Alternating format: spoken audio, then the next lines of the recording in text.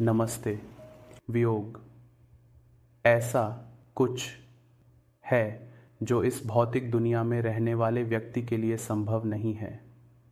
आप पूरी तरह से 100% वियोगी नहीं हो सकते। हालांकि वियोग की स्थिति की ओर आने की कोशिश कर सकते हैं। शायद 100% नहीं, लेकिन लगभग 50%, 80% आप कोशिश कर सकते हैं। और यह वियोग केतु की ऊर्जा के माध्यम से आता है। इसलिए जब भी चंद्रमा केतु के साथ होता है या चंद्रमा केतु के नक्षत्र में होता है तो वियोग प्राप्त करना अपेक्षाकृत आसान हो जाता है।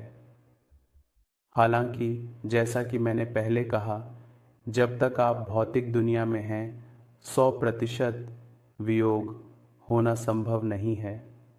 इस पॉडकास्ट में मैंने एक सुंदर और प्रेरणादायक कहानी साझा की है जो वियोग के सार को गहराई से साझा करती है। वियोग का सच्चा सार, जहाँ एक गियर का मतलब वियोग है। सर्वोच्च अंतिम बिंदु वियोग है। तो जब आप 100% वियोगी बन जाते हैं, ये केवल तब संभव है जब आप एक सन्यासी बनते हैं या जब आप इस भौतिक दुनिया में रहते हुए एक सन्यासी का जीवन जीते हैं। अन्यथा चाहे लोग कितना भी कहें कि मैं वियोगी हूँ, 100% वियोग संभव नहीं है। और जिस क्षण यह संभव होता है, आप एक सन्यासी, एक बुद्ध बन जाते हैं। तो चलिए इस सुंदर कहानी के साथ शुरू करते हैं। एक युवा व्यक्ति और राजा की कहानी।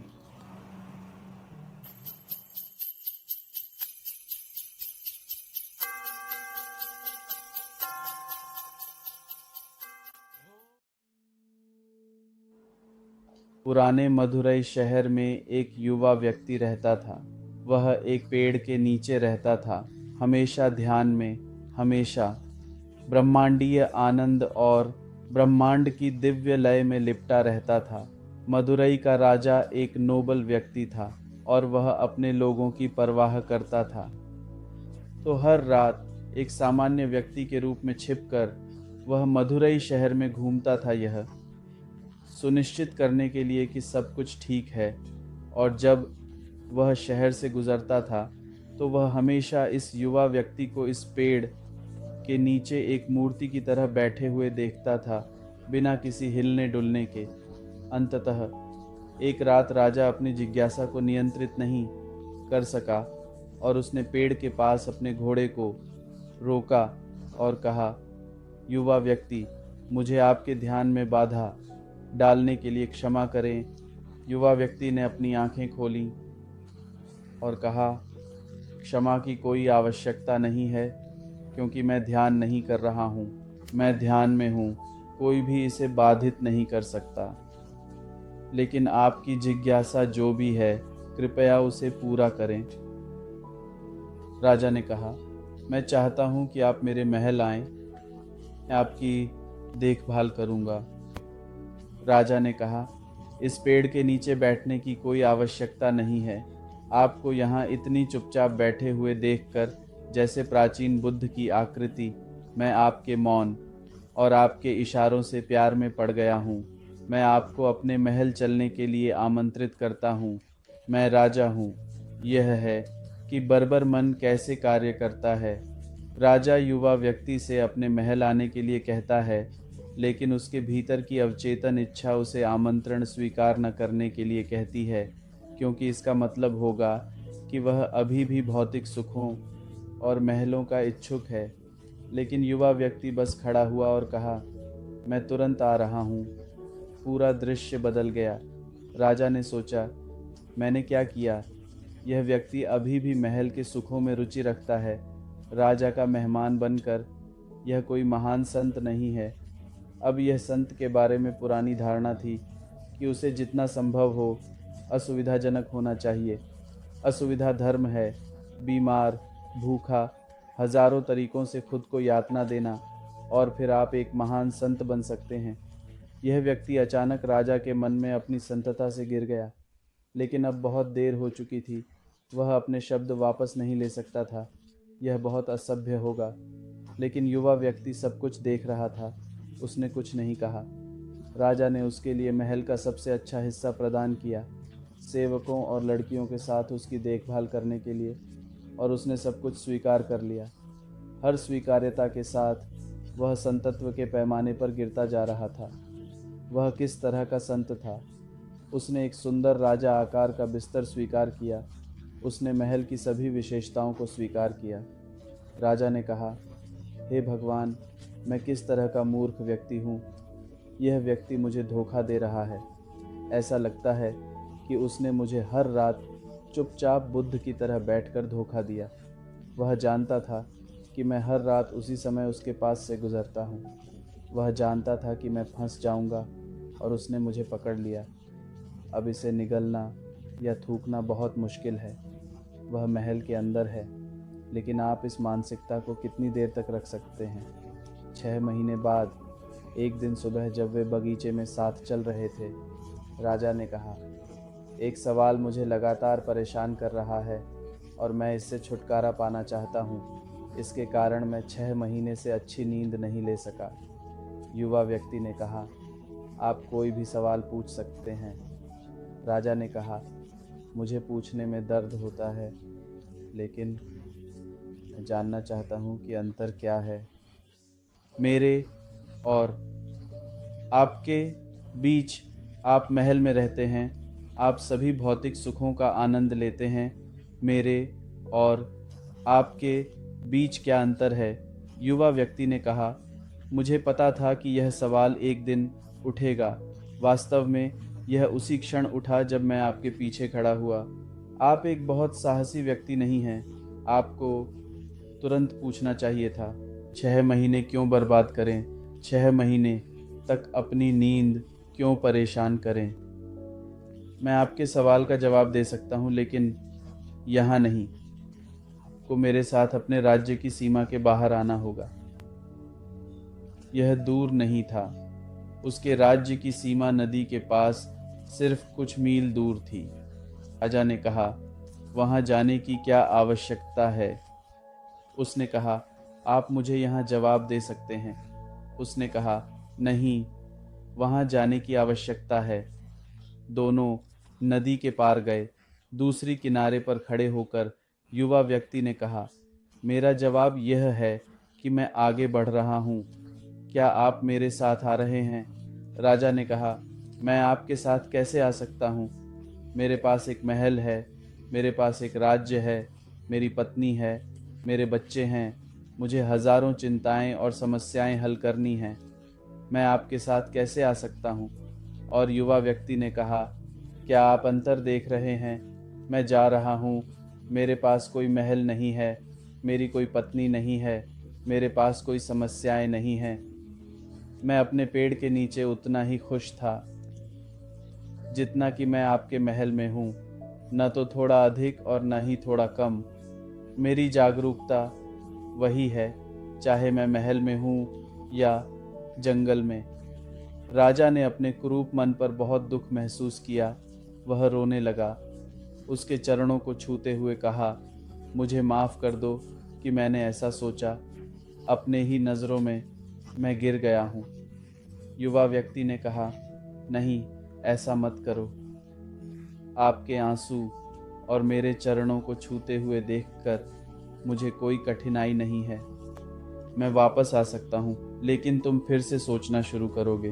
हे भगवान, क्या उसने मुझे फिर से धोखा दिया? मुझे कोई कठिनाई नहीं है, लेकिन तुम पर दयालु न रहने के लिए मैं नहीं आऊँगा। बस मुझे जाने दो। पूरा संसार वहाँ है। मुझे ज़्यादा ज़रूरत नहीं है, बस एक पेड़। इसके नीचे बैठना मेरे लिए बिल्कुल भी मायने नहीं रखता। यह एक सुंदर कहानी है जो मेरे दिल के बहुत करीब है और संन्यास के सच्चे अर्थ को व्यक्त करने का एक सुंदर तरीका है, या भारतीय भाषा में हम इसे वैराग्य कहते हैं। राजा और युवा व्यक्ति के बीच का अंतर वियोग का था। भौतिक दुनिया में दुखों और सुखों से त्याग का मतलब है एक ऐसा मन जो किसी चीज से चिपका नहीं है, डिटैच्ड है। यह एक उच्चतम मानसिक अवस्था है जो तीव्र ध्यान और गहन तप के माध्यम से प्राप्त होती है। यह दुनिया में बिना जुड़े हुए चलता है। फिर यह मायने नहीं रखता चाहे आप महल में रह रहे हों या झोपड़ी में। वियोग का मतलब यह नहीं है कि आपको कुछ भी नहीं रखना चाहिए, बल्कि यह है कि कुछ भी आपको नहीं रखना चाहिए। सच्चा प्रेम वियोग से आता है, क्योंकि ऐसा प्रेम किसी अपेक्षा के बिना होता है। यह स्वामित्व वाला प्रेम नहीं है, ऐसा प्रेम शुद्ध प्रेम है। यीशु ने सभी को प्रेम किया, बुद्ध ने सभी को प्रेम किया, सभी आध्यात्मिक गुरु ने हर एक को प्रेम किया, लेकिन वे हमेशा डिटैच्ड रहे। भारत में कमल का फूल वियोग का प्रतीक है। यह पानी में रहता है, लेकिन यह अभी भी अप्रभावित है, हमेशा पानी के ऊपर तैरता है। प्रबुद्ध आध्यात्मिक गुरु इस दुनिया में कमल के फूल की तरह कार्य करते हैं। दुनिया में बहुत अधिक, लेकिन डिटैच्ड और फिर भी हमेशा प्रेम से भरे होते हैं। एक ऐसा प्रेम जो अनंत और बिना शर्त है। आपका दिल प्रेम का सागर बनना चाहिए और आपका मन वियोग की नदी बनना चाहिए। ध्यान करें, और यह वह सार है जिस पर आपको काम करना चाहिए। वियोग। आपका मन वियोग की नदी बनना चाहिए। अधिकतर समस्याएं और दुख इसलिए आते हैं क्योंकि मन की प्रवृत्ति चिपकने और लगाव रखने की होती है। और बुद्ध कहते हैं दुख की जड़ लगाव है। तो जितना अधिक आप भौतिकवादी होते हैं, उतना ही अधिक आप लगाव में रहते हैं। जितना अधिक आप आध्यात्मिक होते हैं, उतना ही अधिक आप निर्लग्न होने लगते हैं। यह एक प्रक्रिया है, यह एक यात्रा है। जल्दी करने की कोई आवश्यकता नहीं है। सब कुछ तब होता है जब समय सही होता है। आपको प्रक्रिया पर विश्वास करना होगा और आपको प्रवाह के साथ चलना होगा। और जब आप प्रवाह के साथ चलते हैं तो आपको अपनी आध्यात्मिक प्रथाओं को जारी रखना होगा। ध्यान, दैनिक जप, यह सब आपको निर्लग्नता के स्तर पर पहुंचने में मदद करने के लिए आवश्यक है। धीरे धीरे, धीरे धीरे, कभी भी जल्दी न करें। तो मैंने इस सुंदर कहानी और निर्लग्नता के सार को साझा करने का सोचा। और बंद करने से पहले मैं आप में से प्रत्येक का धन्यवाद करना चाहता हूं कि आपने इस चैनल को प्यार किया, क्योंकि आज इस चैनल ने 3 साल पूरे कर लिए हैं। आज मेरे चैनल का जन्मदिन है। 13 मई 2020 को मैंने इस चैनल के साथ शुरुआत की। मुझे कभी नहीं पता था कि आप में से इतने लोग जुड़ेंगे। मैंने बस अपने गाने को गाने का सोचा, और आज इतने सारे लोग हैं जिन्होंने इस चैनल के माध्यम से लाभ उठाया है। तो एक बार फिर आप में से प्रत्येक का धन्यवाद। मुझे नहीं पता कि यह चैनल कब तक चलेगा, लेकिन जब तक गुरु, एक दिन चैनल चलता रहेगा और एक अच्छे दिन मैं चला जाऊंगा। लेकिन आप सभी मुझे याद करेंगे, और जब भी आप मुझे याद करेंगे, आप हमेशा मेरे सभी पुरगास को फिर से सुन सकते हैं। तो धन्यवाद। और जैसा कि मैं हमेशा कहता हूं, यात्रा जारी है। गुरु की कृपा से यात्रा हमेशा जारी रहती है। जय श्री गणेश, जय गुरु।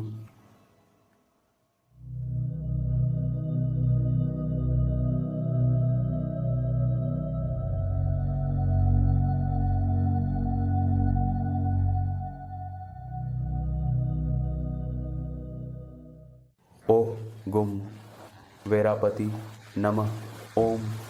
गुम गणपति नमः। ओम गम गणपति नमः।